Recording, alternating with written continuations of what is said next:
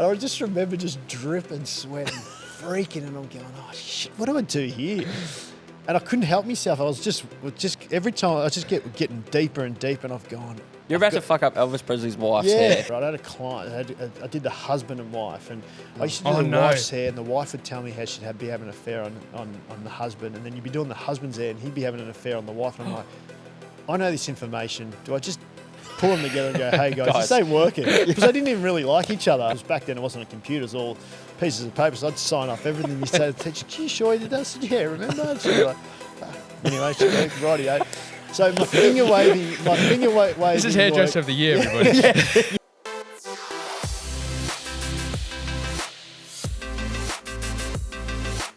Dos, we finally got the man we've been waiting for a very long time. Joey Scandizzo, welcome to the dos&d show. Mate, thanks for having us. Sorry, I've been away. I've been everywhere, to be honest. Every time we lock in a date, I'm just like, mate, yeah, I'm sorry, I'm gonna have to cancel, but I'm here. Well, let's before we go any further, let's rattle off some of these places, because this isn't I need a duck up the road, is it? This is all over the world. Yeah. So some of the maybe in the last 6 months or so, what are some of the events and places we've seen you at? So I think I've done 3 trips to the States. So I've been pretty much all over the States, and then I've done 3 trips to Europe. So yep. And I've got, I think, one more just came up this week, and I've got one more. I've got New York Fashion Week coming up in September, and then that's it. So, and trying to juggle that with the snow, because we're a mad ski family, so we're up at Bulla. So this worked out perfect. There was no snow last week, and when you said you're free, I'm just like, cool. It was normally Saturday, Sunday, Monday, Tuesday. You'll find me up at Bulla. Well, skiing. We were praying for no snow this week. Are you on the skis or the board? Mate, I boarded for probably 30 years, and then last year I switched to skis for the kids. So I still do both. Like I said, I was meant to do this a couple of months ago, and I was in Canada. We did some shows there, and then we went to Banff, and I took the snowboard. So if there's powder, I'll take the snowboard. If there's just normal ski terrain, I'll take the skis. Love it. Well, typically, I mean, as we we'll hear your story as we go on, but maybe working from the end to the start, I should say. What does a typical week kind of look like for you at the moment? Right, this week it probably looks like, while winter's on and I'm here in Australia, I normally work Thursday, Fridays in the salon. Yep. So we've got hair salons, obviously. And then we've got a pop-up salon at Mount Bulla. So I sort of try to tee it up so I can have fun and ski and do hair at the same time. Love that. So we try and, so that's open a few days a week up there. So most of our clientele, a lot of our clientele have got places at Bulla as well.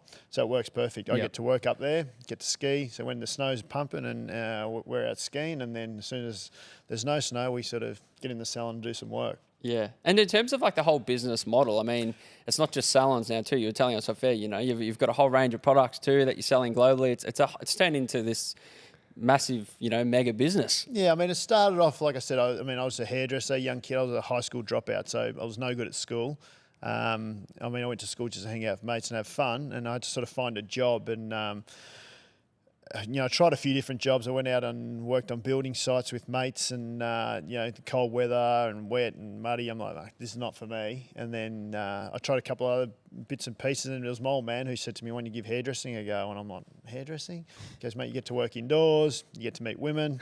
As soon as I heard women, I thought, that's ching ching, that's me. Well done, Dad. So I fell into hairdressing. Yeah. And I just started off in there. It was just a normal job, which you rock up, and I worked for another mate's old man, just in a salon out in East Bentley, in southeastern suburbs, and that was going okay. And then I went along to there was a hair show on, and never knew what they were. So I rolled up to it used to be the Palais or Twister in St Kilda there near the Luna Park. Roll up, and there's 1,000 hairdressers on a Monday night. There was industry night, everyone partying, drinking, and at that time there was a guy named Edward Beale who was the hairdresser of the 80s and 90s. He was a rock star, and he talked about the industry, and he said, you get to do fashion week, shows, photo shoots, and he just he opened me eyes up to this industry that I didn't know nothing about. I thought hairdressing was you just go and you cut hair and you go home and that was it, So he talked about all the different side of hairdressing, what you could do, and that sort of got me excited. I thought, fuck, I'm gonna have a crack at this. This could be something good. So from there on, I sort of stepped out of the salon I was in because I knew I was going nowhere there, and went and found a salon that could give me the direction I was looking for. Worked with them for 9 years, and learnt the trade well. Started doing some hair awards, some competitions. Started to build a bit of a brand. Started to win some awards. It took me a while to win the awards, but I had to keep pushing and working harder. And then finally I sort of started winning some awards. And then I started to build my profile. My name started getting bigger. And I got to a point, okay, what am I going to do now? And I thought, well, now's my opportunity to have a crack at my own business. I was 25 at the time. I was 24 at the time. And I saved some bucks up because I wasn't bad at saving at the same time. I was good at partying, but I was good at saving at the same time. So I decided I'll open a salon up. So I went in partnership with my business partner, and I said, they said, where do you want to do it? And I said, I want to go right in South Yarra, in the heart of the mecca of hairdressing. So South Yarra has always been the mecca of hairdressing, where you've got all the big name salons, Shabui, Wieselmans, Tony and Guys. They were all there, and I wanted to put myself smack bang in the middle, and everyone said, you're mad, you're 24, it's not going to work, you're going to lose all this money. And I'm like, no. And some people were saying, buy your house first or do this, and I've gone, no, I'm going to have a crack at this. And I thought, I'm 24, why not? I got a bit of money behind me. I'm in the perfect stage of my life where I'm sort of partying, meeting people. So it all worked together. So I opened the salon. I was out every night. I was down at the Prince of Wales, 161 Revs. And I sort of met the whole area and built this business behind that networking. Wow. I was going out to all these functions, sort of knew a few of the footy players and all that, and started doing their hair. And then they started, we started doing the Brownlow, their wives' hair and their girl partners' hair. And I was just everywhere, going to every function. And that's how we built the Salon, the brand, the Joey Scandizzo Salon. And then from there, just continue to roll on, and then always looking for the next vehicle. What can I do next? And then I thought, I'll get into hair products was the next thing, because I'd sort of won most of the hair awards. I won the Australian Hairdresser of the Year award 4 times. I thought, I can't keep entering this award. I've got to give everyone else a crack. I thought that was a great exposure to build our brand and our name, but it was like I needed something different. So that's why I sort of fell into the hair products. How does the voting system work in those awards? Like, you pay cash. yeah, I wasn't sure. You've got to. You've got to submit a bunch of photos. So you submit 6 photos. So you do a collection, and then you've got to submit a portfolio of all the work you've done throughout the year. So at that stage, I was traveling the globe. I was doing New York Fashion Week. I was traveling, most of the world doing education. And then you're working with magazines and beauty editors. So you put this portfolio of all the work you've done for the year, and then you put these photos, and then they judge 50% on your creative images, and then 50% on the work you've done for the industry and to build the brand and all that sort. So it's judged by, I think it's like 10 hairdressers in Australia and then 10 international hairdressers or something like that. And then they calculate the numbers, and then you rock up to a massive event in Sydney where there's 1,500 hairdressers, and it's like the Brownlow for hairdressing. So you roll up and you're all dressed up, and hopefully they read your name out. When they do, you accept your award, then you don't sleep for 2 days partying. Well, it's come a long way from your old man saying, "Oh, go and meet some women." But but I'm interested in this networking scene that you're talking about. Yeah. So who are the likes that you're networking with around then? You mentioned footballers. Is that typically how it works? And how do you get your name out? Are you asking them to shout you out, or is it word of mouth? How do you build this huge brand? So for me, it was back then. It was a guy named remember Trent Crode? Yeah, of course. He was. He thought he was a Beckham. We all thought he was a Beckham, and his missus was posh. So he was the cool bloke of footy back then. He wasn't he? Yeah. He rolled into our salon just out of nowhere one day, and we were a similar age, and we just connected. We were just really good mates, and I used to cut his hair, and then we used to sort of go out and party together, and then he just introduced me to all the other guys. And back at that time was when Roughhead and Buddy Franklin and Geordie Lewis and all these guys, Haji, they were young as well. So they were sort of growing at the same time when I was growing, and we sort of just started networking, and I started doing their hair, and then from their hair, you start to build this bit of a brand, and Joey's doing all the footy players, and you get all the other footy players coming in, and and then you sort of build that name, and then we started getting involved in the spring racing carnival, and then when celebrities were coming out for that, we're doing the hair for them. So we had, there's Crody, the rock star. So and then we had, he looks fit there, doesn't he? Doesn't look like that anymore. Let me tell you. Nice little drive by.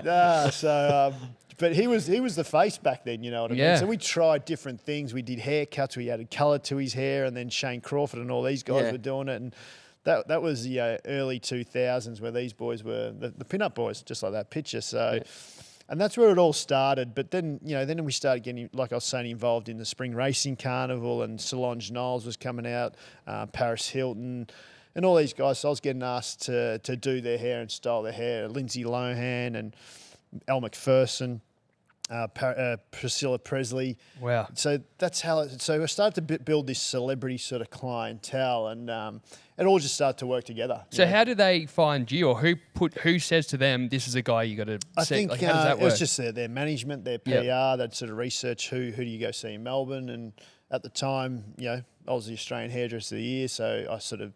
They're like, he must know what he's doing. So half the time I did, half the time I didn't. But it just, and I had a great relationship with a lot of these people. I'm pretty down to earth once you get to know me. So I sort of can walk into a room and have a bit of fun with anyone and talk to anyone and not even know who they are, and it just works. So I just built this great network of clientele, not just celebrity clientele, but just normal people. Yeah. Our clientele's built. We've got, we do over 500 people a week just in our flagship salon, and they range from different people, from business people to your everyday mum and dad and celebrities. It's a mixed culture in that salon. Now I can imagine you've got a wait list of people who want to be apprentices or work under Joey. I can just picture that, young people wanting to get into the industry because of people like yourself who've been the pinnacle of for so long. Can you maybe share how many stores you have, how many staff you have? Yeah, so at the moment we've got 11 stores. So we've got barber shops. So we own a brand called Kingston Main Barbers. Mm-hmm. We have salons. So we've got the Joey Scandizzo salon, Uva salon. We just closed down. We had a couple of blow dry bars, which we're not working with at the moment. And then we've got academies. So we do training where we train apprentices in the ladies' side, and we do the men's Kingston Main Academy as well. Then we have the hair care brand, which is 11 Australia, which is a brand we started here in Australia in 2011. That's why the name 11. Yep. And that's ranged in about 38 countries now. Wow. I just thought of something. We should have got our like the different haircuts we've had and get him to judge them. That would have been Well, his gold. changes every month. Yeah, Dos right. does. Yeah, mine does. Yeah. Well, of recent times, yeah. Well, I'm interested. Like, you talk about Hairdresser of the Year, and you mentioned how you win those awards. But like for punters like us that wouldn't understand, what makes a good hairdresser? What is the difference? Like, how do you get to that level that's so far and beyond everybody else? What is it a bit? Is it things that you can see that we can't?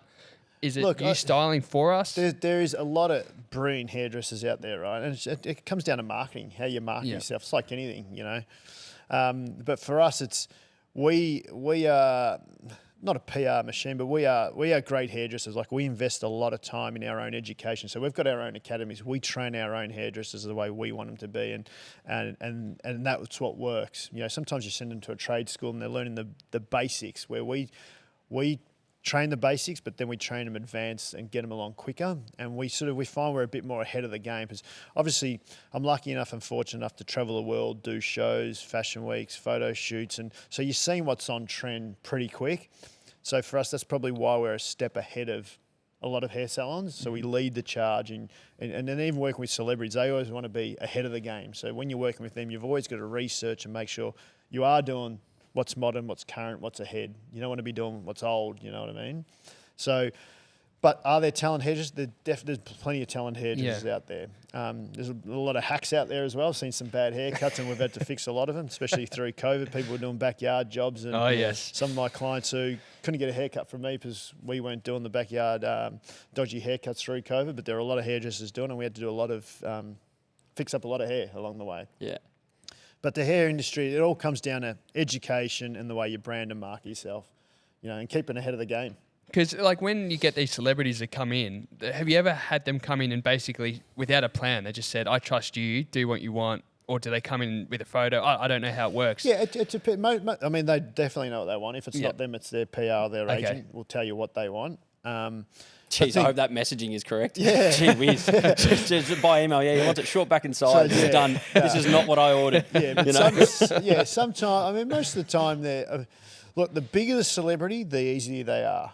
Oh, right. I've always found the big name person who's they're always. Give us a name, Joey. Go on. No, they've always been. I've been lucky. I've had work with some of the best, and then I've had sometimes when you get some people who are up and coming who still aren't there yet, who think they're the A grade celebrity, who aren't, and you're just like, oh mate, trust me, you just need to calm down. Like some of the stuff they say and who they think they are, I'm like, oh, mate, chill out. We're not creating, this ain't rocket science what we're doing. We're just doing your hair, remember? It's, but I've been pretty lucky and fortunate enough to have work with some of the best. I mean, I've only ever had one situation where I sort of freaked out and you got to freaked out once, but, got through it. We interrupt this episode with a word from Fleet Plant Hire Solutions. Geez, it's very formal, isn't it, when we say interrupt? Yeah, Fleet Plant, everyone knows who they are. If you listen to this show, they are the kings, the best in the business when it comes to earth moving. Anything you need, they've got it. Well, it makes sense. Joey obviously owns King's Domain, and they're the kings of earth moving. So it's just a match made in heaven. I like what you did there. Head to fbh.com.au to find out more information, and we'll get back to the episode with Joey Scandizzo. Yeah. Actually, one thing we were definitely going to bring up was etiquette when it comes. So when I go and get my hair cut, and I've had a bad cut before, but why is it that when you sit in the chair, and I'm sure this doesn't happen to you because, you're so good, but you sit in the chair, you get your hair cut, and for some reason, you might, I don't know why, but they go, you like it? I go, yeah, love it. And then you walk out and you go, ugh, That happens a lot. You hear about that. So, the amount of times, and you get a redo. It happens. We do, 500 clients a week. You're not going to get every single one of those people happy. You might get, a redo once a month or once every 2 weeks. You might have someone who's not happy, but they'll walk out and they'll be happy. Yeah, cool, all good. And then 20 minutes later, you get an email saying, "Oh, I wasn't happy with this," and I'm like, why don't you just tell us when you're walking out, because you can fix it, So most of the time, if they're not happy, it's pretty easy to get them back in and you can sort of fix that. We never just say, hey, if someone rings up and's not happy and goes, hey, I want my money back, we don't just walk out and go, oh, here's your money and walk away, because that doesn't work for anyone. Because what we want to do is get them back in and have the opportunity to fix that problem. But sometimes it can be just as simple as a miscommunication. Mm-hmm. You might say, I want, this blonde, and blonde can be so many different blondes, you know what I mean? So sometimes it can be miscommunication. It can be as simple as a toner, or it can be simple as, thinning the hair out a bit more, or whatever it is. Most of the time you can actually fix that problem. So it's always important for us to make sure that we get them back in, we have that chance of fixing it and fixing the problem. Last thing, it's easy as going, oh, here's your money back, but then one bad person will tell 10 people. One good person will tell one person. Yeah, that's right. So a bad person can filter a bad message out in the public. So it's important for us to make sure that we try and guarantee our work and make sure we deliver 5-star service. That's our goal. I want to backtrack a little bit. You mentioned a time when something didn't quite go to plan or was a little bit hairy. You don't have to necessarily mention names, but can you talk us through what does this look like? I can. Well, you obviously guys know Priscilla Presley. Yes. Elvis Presley's wife. So she comes out to Australia for the Spring Racing Carnival. She's the face of the carnival. So I get booked on doing her hair. So I was pretty nervous because my dad was mum and dad were massive Elvis fans. I mean, so is this man. Yeah, love the king. Yeah, so do I. But mum had posters of him at the office and at home, and we had all his albums. So it was a big moment for me, That's huge. That is massive. I'm looking after Elvis and that. But sometimes I'll say to me mum, who... Solange Knowles or Lindsay Lohan. She's not. She'll go, oh yeah, but she probably doesn't know who they are. But then you mention Priscilla Presley and all the family knows. Mum rang all our cousins and uncles and everyone knew I was doing. I'm guessing that's Presley. Quite big in the Italian family. The Italian family is huge, and I've still got an uncle. Every time I see him to this day, always asks me the same question. Oh, how's Priscilla you spoken? I'm like, hey. So I've been lucky enough that I've done her hair probably a few times after this event anyway. But so I get booked on her job. Roll into Crown Casino to do her hair. She's at Crown Towers. And so I'm booked and the makeup artist is booked. So we've done her hair the first 2 days and it's gone perfect. We've done a shoot for Herald Sun front cover. I've done her hair, loves us. This is brilliant.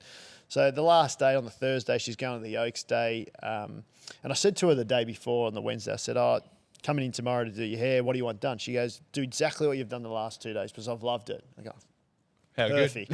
This is easy. This is tick. I'm done, mate. She loves me. Roll in on Thursday morning. Makeup artist is about to start doing her hair, and I thought I better just check. She wants the same hair. So before she starts doing her makeup, I said, Priscilla, we're still good. We're still doing what we did the last 2 days. She goes, I actually had a thought. I want to change it for today. I go, okay. What are we doing then? She goes, I want to do that 1920s, 30s finger wave, which is this old school finger wave, right? And at trade school, you've got to learn how to do the finger wave. I've gone, all right. So she's looked at me and I've already started. My apprentice is looking at me and she could see the panic in my head because at trade school, I didn't do any of that. So trade school for me was, I'd go to trade school. I was the only bloke and there's all girls at school. So me was a great way to chat that's to nice. Yeah, I'm all guessing, day. you weren't concentrating. I was the king. I was Elvis at trade school. yeah. So I didn't do any of that wet styling stuff. I used to just go in and cut hair and, and then what we used to do, flirt. I used to get the teacher's pen. I used to mark all my work off and the teacher wouldn't even know. So I'd mark half my assignments off. Because back then it wasn't a computer, it was all pieces of paper. So I'd sign off everything you say to the teacher. Gee, sure you did that? I said, yeah, remember? She'd be like, fuck. Anyway, she'd go, rightio. So my finger waving. This is hairdresser of the year, everybody. So finger waving stuff, never done it. So I've looked at the apprentice. So she's gone off to do her makeup. So she's got an hour to do her makeup. And I've looked at the apprentice and go, please tell me now to do a finger wave. And she's like, no, I don't. I'm like, what do we do here, right? So I got straight on the YouTube and I've gone, right, we've got to learn how to do this. So we're in the room YouTubing how to do this finger wave. And I'm like, look, it can't be that hard, right? So I've got the apprentice. I've gone, sit in the chair. So I've got this gel out and I'm trying to practice it on her, doing these finger waves, right? And I'm looking at it going, she's stressing. The apprentice is freaking out going, mate, we're fucked here. And I'm going, we're going to get this. So I'm practicing for a good hour. Sort of not nailed it, but got it, but not perfect, right? And I've gone, right. So she's walked in and I've gone, she sat in the chair. I said, you sure you still want to do that finger wave? Try to talk her out of it. She's like, no, I really want to do it. I go, cool, rightio. So the good thing is, you're at Crown, there's all a beautiful view. There's no mirror in front of us, so she wants to look at the view while I'm doing her hair. So I'm like, perfect. So at least she can't see what I'm doing here, right? So I've got her there, start putting the product in, start working this finger wave. And I could see the apprentices looking at me, and I started sweating. So I run 10K a day. I run every morning, and I don't even sweat when I run. And I started sweating, and then I started thinking, I'd never get anxiety my whole life. And I'm thinking, I think I'm having an anxiety attack here. Fucking freaking out. And I just remember just dripping sweat and freaking, and I'm going, oh shit, what do I do here?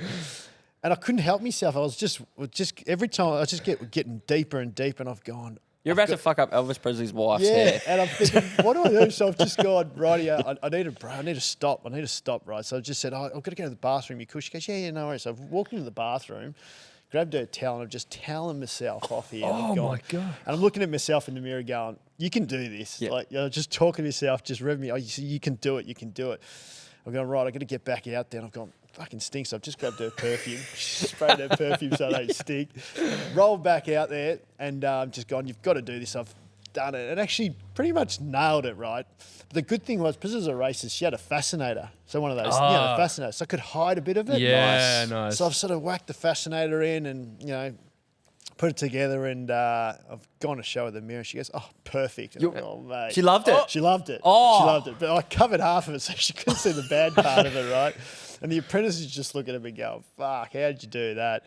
So we walked out of the room and I've gone, oh, mate, I go, never doing that again. I was freaking out. Then we went to the races and then she was in the Kennedy Marquee and she's like, you've got to come in. So we went in drinking all day and I kept looking at that finger wave and going, fuck, and just turn her head that way. So we got a photo Connor, with her. can you get a finger wave image up? Every time we're taking a photo, I kept saying, let's go to this side, Joe. I'll stand on this side. So I got away with it. But that was probably one of the only times where I freaked out doing episodes. Normally you can get away with them. I'm normally pretty relaxed and you can sort of cover things up or you can, but that was, one time where I freaked out. Well, Connor's going to show us hopefully what a perfect finger wave haircut looks like, and we can see how close it got for you. But that gave me anxiety listening to that. Yeah, that's.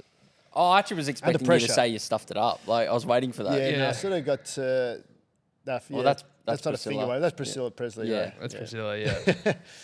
I'm keen to know a bit more about the business side of things, and then the growth of the business, because I actually saw something. Are you on TikTok? Do you enjoy TikTok? No, I don't do. I'm just Instagram. I'm sort of an old school. It's good. Stay that way. Every time, like there's a new thing. There was Snapchat and there was all these different things, and I'm like, mate, I just don't have time. Yeah. Unfortunately, I'm so worked up. I've got 3 boys. I've got a family.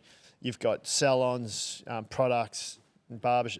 Your time is limited. And then social media, if you spend, say, an hour a day on that, and then if you've got to get another thing, it's just time, and I just don't have the time. Yep. But it is great for business. So when 100%. I say it's important to have, like, we've got people who run our Salon on social media stuff, but personally myself, it's just Instagram. It's just easy. I know it, and I sort of work with that.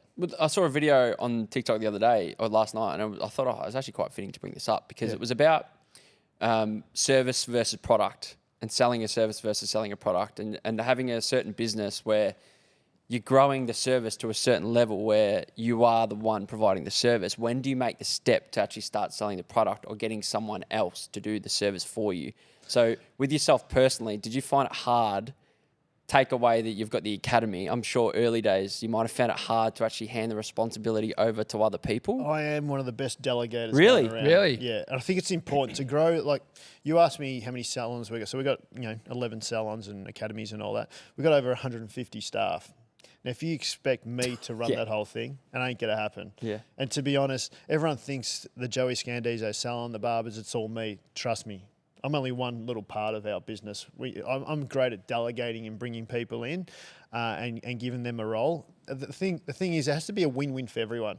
If it's just Joey winning, it'll collapse. If I'm the one who's got my hand up and he's winning, he's getting all these praise, the awards, the cash, driving fast cars, this and that, mate, it ain't going to work.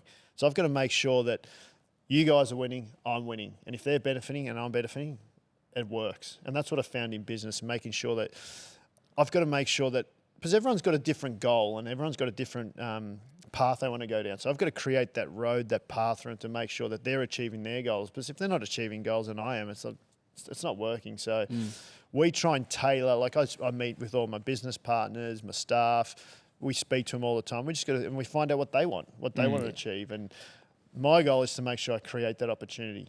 So how much time do you spend then on the floor cutting hair? The easiest part of my job is cutting hair on the floor. Yeah. So going to work, cutting hair.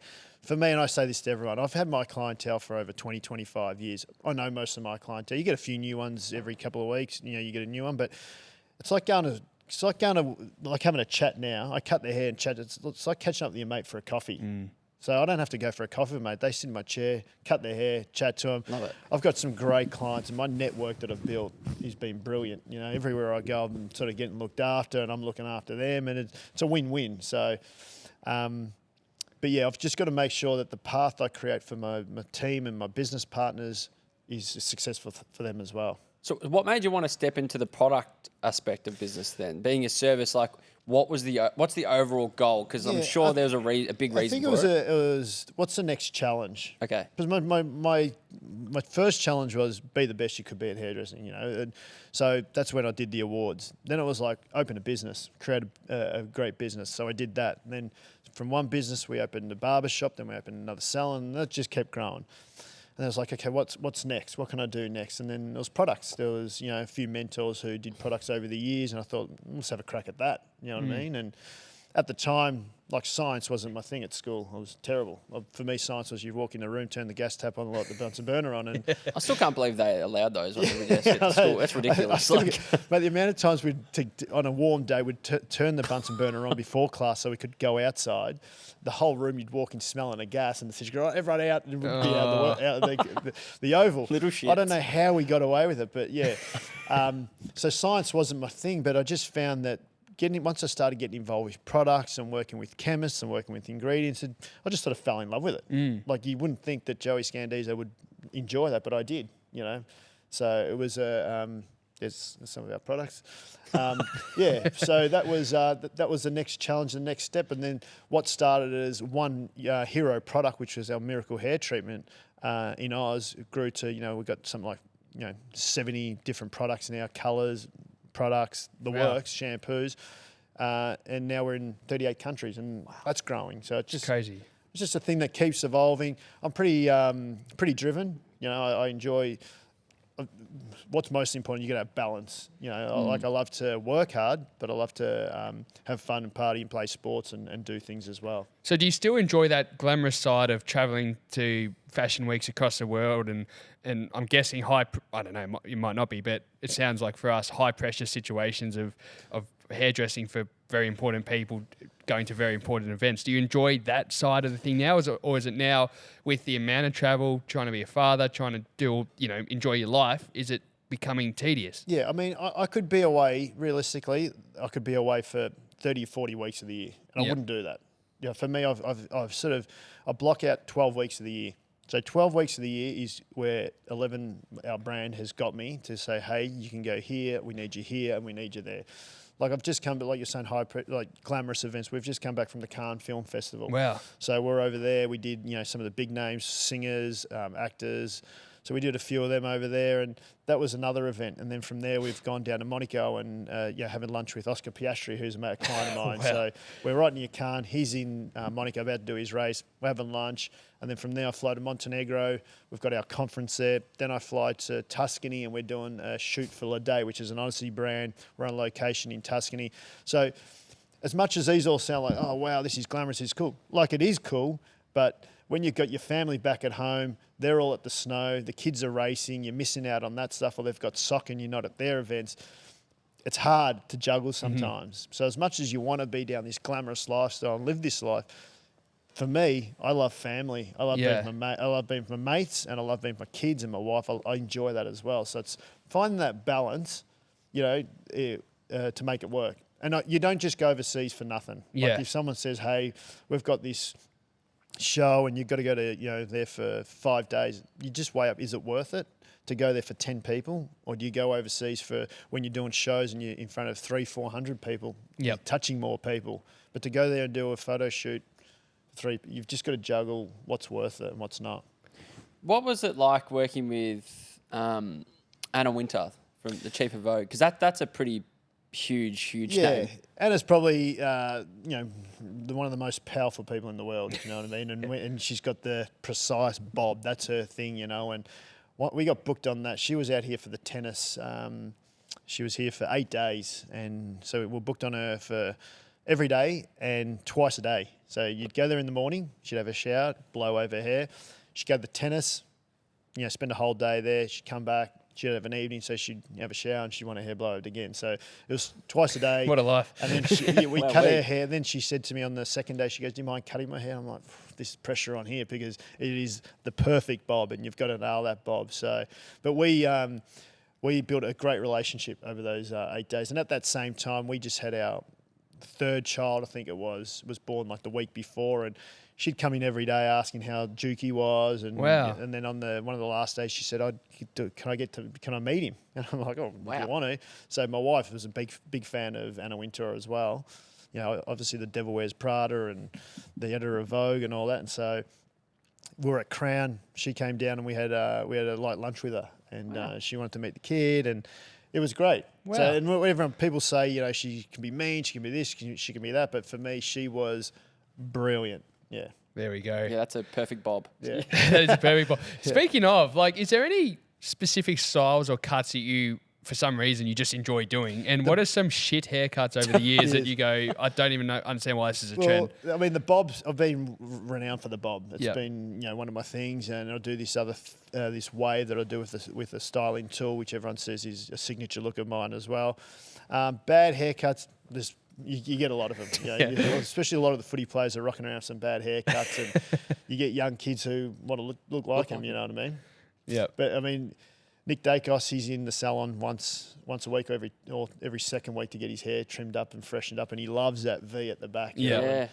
You're not a fan of it? Not that I'm not a fan of it. I enjoy doing it on him, but it's got to a point where Suits I'm like, him. Yeah. we've got to do, like when he grows his hair out over summer, I like that. It looks cool. But I get why a lot of young kids, and I get why some of the footy players do it. It's a statement.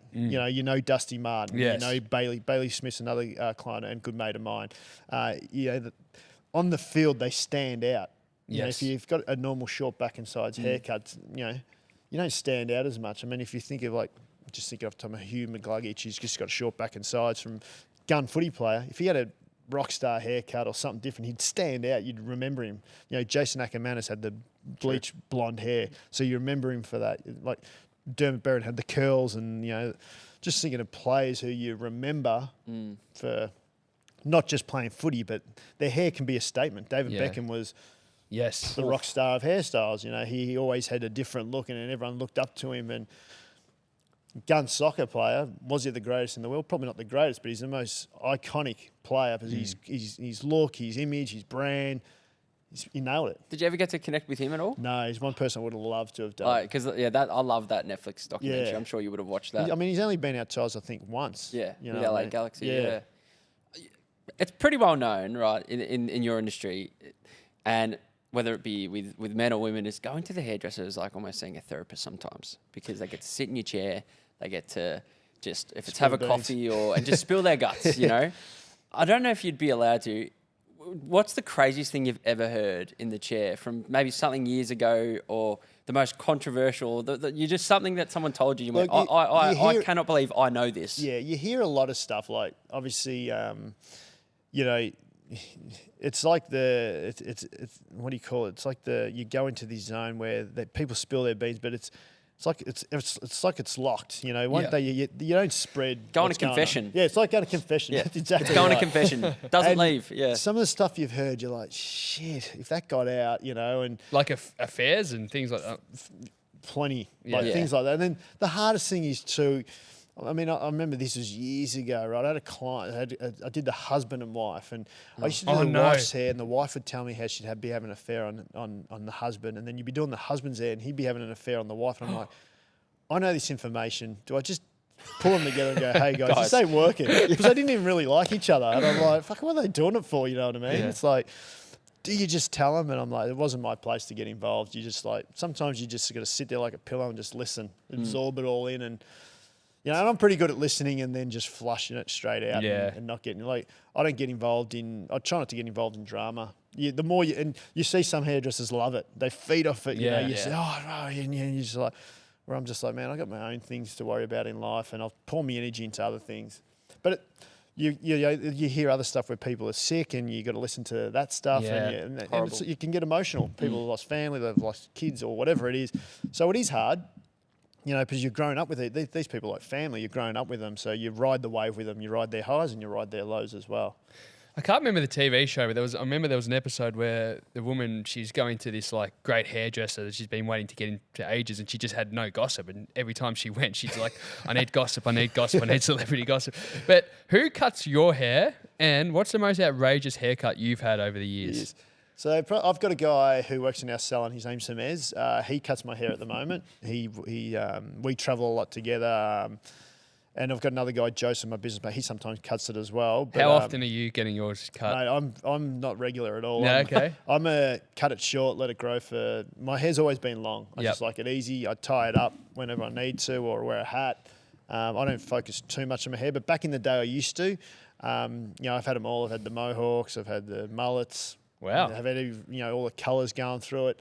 I remember we did the mohawk before even Beckham had it, and everyone. I remember I rocked up years ago. There was a dance party called Two Tribes, which was at Rod Laver Arena. It was like a rave, and I rocked up with this. And I remember telling my boss at the time, I want this haircut. He goes, mate, you're fucking mad. I go, trust me, it's going to be cool. So I did this haircut because I saw it in London, and I'm like, I'm going to rock this haircut. And I remember going to this dance party, and I reckon about 300 people come up to me going, fuck, that is so cool. And then about 3 weeks later, Beckham pulled it. Oh, no. It, Of course and then he did. everyone in Melbourne got it. You know what I mean? That's the worst. Like, but yeah, I've had it all, you know. Fringes, fucking long, short, medium colours. I'm Italian. I've got a big nose, so if I go too short, the nose stands out too much. So I feel more comfortable having a bit of length. Yeah. Well, let's go back to, I guess, when you first. What's the time actually, Bryce? Just so we know. 38. So we're coming to Jeez, that was quick. Yeah. See, Told you. Gosh, Joey was thinking, 40 minutes. Jeez, how are you going to get 40 minutes out of me? Well, we could probably go another 20. Yeah. But before you met your wife, and you made the joke earlier about the early days within the industry. This is what we like here. This is what we like. This is the good stuff. It was a fun time. I'm trying to word Don't it. get out that easy. Hairdressing was fun. Like, I mean, I was lucky. How well did you go? No, I did okay.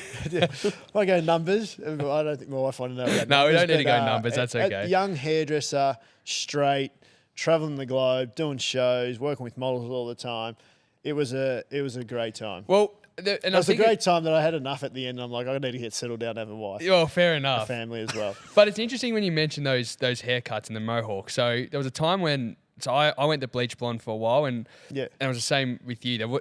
Once COVID came, then everybody went bleach blonde, and I was actually about a year before it, so I was You're so ahead of the annoyed game. when He everybody was. was doing it. But when I used to go out back then, every time I'd go out, inevitably a girl would grab me and she'd go, "You're gay." Here he is. Yeah, Like yeah. every time, like, "Oh, it's a shit haircut. I Yeah. hate your hair." But I reckon that's the key. Mate, I'm It telling works. you, when you're going out clubbing and partying and all that, and someone introduces and goes, "Oh, he's a hairdresser," most girls think, "Well, he must be gay." Yeah, Yeah. So then you actually get an easier chance. that's So exactly women right. think, "Oh, he's a friendly guy," and then they start to go, "Actually, he's not gay." They trust you instantly. Yeah.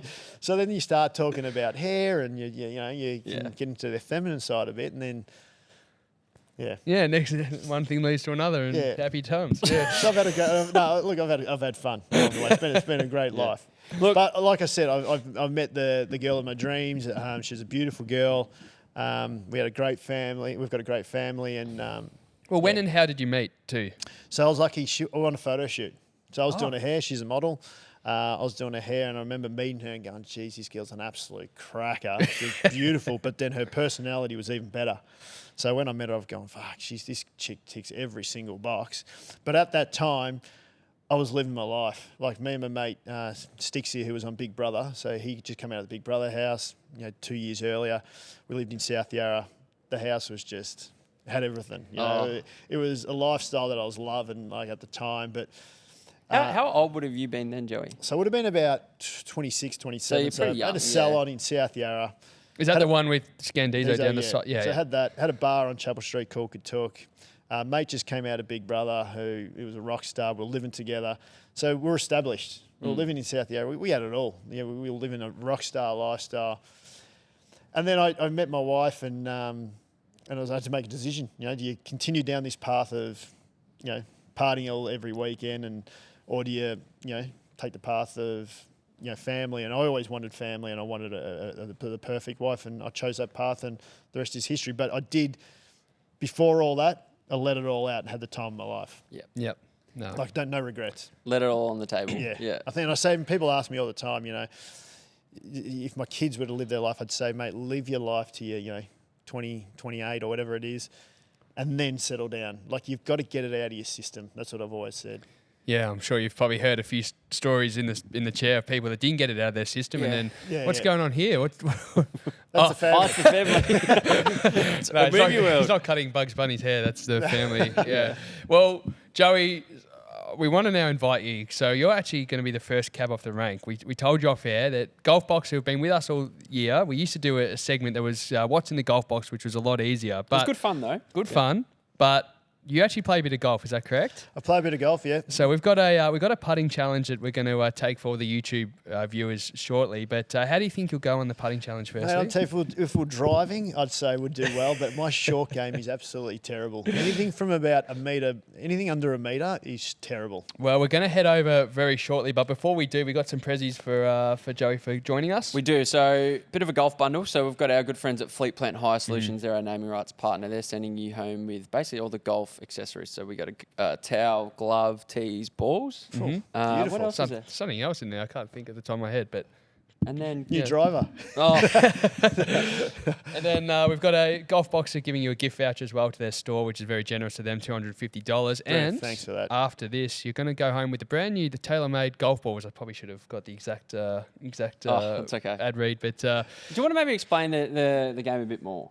should we do it at the Or do it activation? okay, yeah, we'll do it at the activation. Yeah, but before we let you go, how do we find you on socials? At Joey Scandizzo. Nice and easy. Yeah, pretty Nice easy. and easy. Join that waiting list. You'll be waiting a while. Mate, thanks so much. Thanks for the gifts. No worries. Thanks, Let's head Joe. to the green. Well, it's time for the first ever Oh, yes. installment of the Golf Box Putting Challenge. Joey, how you feeling, mate? I'm feeling great. Feeling real great. Been limbering up for a few Sounds a minutes bit now. nervous in the voice. He's talked up his golf game early. Trying to get as confident as I can. But my short game is terrible, so I've got to be positive, and hopefully we get it past the marker. Well, the good news is you're going to be walking away with some presents anyway. But before we do, we're going to be playing for $1,000 to a charity of your choice. Now, this will play over the next 6 months. We're going to have a leaderboard for all our guests to come on. Who is your charity of choice and why? So I'm going to go with Hagar, because we work with them. They work with the modern-day slavery. So, Oh, wow. yeah, so it'll be good. Good on you. So we're going to work for Hager. Now, Dos, do you want to explain the rules? Yeah, well, I've got them up on my phone. Do you want me to explain maybe you explain it. Okay, You know so the Joey- scoring better than Joey, me. what you've got here, you've got 6 golf balls. We're going to have a timer. You've got 1 minute to hit them all, which I'm sure you have no problem with. Now, the scoring is a little bit, it's going to be a little bit unique. So if you can land it flush on this bullseye, that's 50 points. Then we're going to work back. 25, 20, 15. This square is 10. 5, 3, and 1. So you got to weigh up how much you want to risk. But as an added bonus, if you can land it flush on this circle there, it's 100 points. That's almost like the get out of jail. If we're struggling for points at the end and you want to go for the 100, you go for the 100. Now, unfortunately, we don't know what a good score is. Dos, what do you reckon a good score might be? Got to get over 50, wouldn't you? Oh, I reckon you'd want to be closer to 100, to be honest. Jeez, that's a bit harsh. So, Keep it on the mat. I'll be happy. Yeah, that's true. And let's. Is there a bit of a slope? yeah. We haven't had a go yet either. I guess so- we'll wait and see. Tests? No tests. No test. Now, Connor will get you there to throw the balls back as we go. We'll score as we go. Do you want to yell out the scores as we go? Yeah, I'll yell out the scores. Maybe we'll get you on a calculator too, if that's all good. Yeah, we need that. That's for sure. Yeah, that's for sure. And firstly, who's your favourite It's a nice- person on the Wall of Fame? I think Johnny Drama. Oh, yeah. Definitely Johnny Drama or Adam Sandler. I just watched that with the kids on the weekend, so Billy Madison, and then we watched Happy Gilmore. My wife thought they might be a bit young for it, but I thought they were perfect. Nah, it's a classic. It's a classic. All right, well, that's enough small talk. I think it's time to Let's get into it. head to the green, and we'll say ready, set, go. So are we going to have a timer going as well? Yeah, we'll have a timer going. I'm sure a timer won't be a problem. That I don't know. So I'll yell out the scores, and you've got the calculator? Perfect. And you're doing the timer and the calc. All right. All right. On your marks, get set. Full minute. Take your time. Ready, set, go. Let's go, Joey. What do we got there, D? First one Ooh, is it's a heavy. zero. It's heavy. It's heavy. It's a fast It's very green. quick. You want just ease it in. Here we go. Second That's part. not bad. That's not bad. Oh, That's he's not landed bad. it flush. Oh, what all is right. We'll give that a. We'll give that 20. 20. Yeah, nice. Yeah, I think I was harsh saying it closer to 100. 20. Here like we this go. one. Oh, it's coming back nicely. That's a 5-pointer. 5. He's got 3 to go, Joey. to go. Oh, he's gone too hard again. He's on 25. Oh, it's rolled back. It's 15. 15. Lovely. That takes us to 40. 2 to go. Finish strong here. Shoot at 50. It's coming back. Nice, 15. That's good. That's very nice. After the Joey. first one, he's really settled. Yeah. What are we, Really 55? settled. Last one. Last one. Will he go for the 100? I think he has. He has! Oh! Dosh! Oh, Dosh, can we count that? I don't think it has. Oh, no. Come have a look over here. I don't know. I don't think it has. It hasn't. I don't think it has. He's blowing at it. Blowing at it. Oh, that is... we have to set the precedence for the rest of the I comp. don't think we can. We can't. I don't think we can. It's a 3. That is so close. It's a 3. If you come over this side, oh. That's a 3. Oh, my God. Maybe get a nice... Bryce, can you get a nice sky vision of that, please? Like, Yes, Guy. There we go. There's a bird's eye view. Oh, that is close. That is unbelievable. All right. So what was the final score there, Connor? 55. Well, you said 50. Was it 50? So we'll take that's that. a 3. 58. 58. Love So it. again, we're not sure exactly where that'll sit as you're the first cab off the rank, but No, I reckon that's. Oh, I reckon, no. geez, the 100 would have helped. I don't think many of our guests do not play golf, so I think you're probably going to be up there, Joey. So well done. How do you feel you went? Terrible. I really needed that. No, I think I said over 50 would be fine. I'm happy with the 50. Over 50. I really would have loved to have taken that one. I think if we went to the judges, if we went to the camera from the top view, I think you pay it from the side. I think you can give it to it. So. So I'll tell you what, I reckon it's almost like you needed that warm up because the first one went heavy. I lost it. Yeah, first one went out. Second one, I got lucky because of the bend in the carpet to come back and give me that another was 15 or else I was out. But yeah. Well, Joey, well done, mate. Thanks for being a part of it. No And thanks for worries, coming on the show, mate. Cheers, guys. Cheers. Take care.